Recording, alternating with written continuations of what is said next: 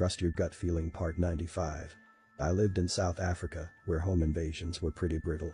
I grew up on a plot and lived in the flat adjacent to the main house. One night I woke up randomly around 2 a.m. and had this horrifying feeling that something wasn't right. I opened my flat door to look outside and to see if anything was going on. The feeling didn't go away, so I decided to get dressed and do a walk around the garden. Before leaving my flat, something told me to peep through the door, and as I did, I saw some guy walking in the garden.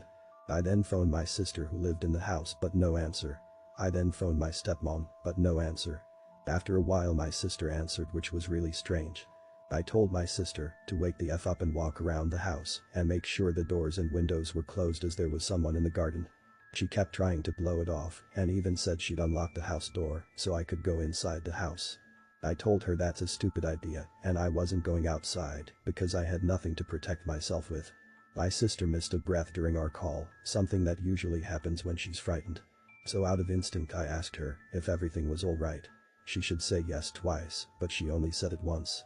Turns out a group of men had already made it in the house and they had a gun to her head telling her to convince me to leave my flat.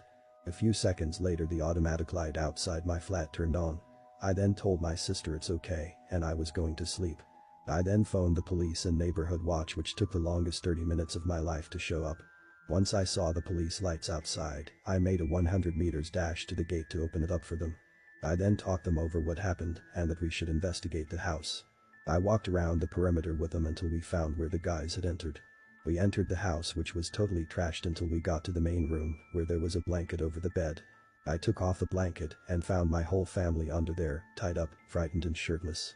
This included my 1-year-old niece.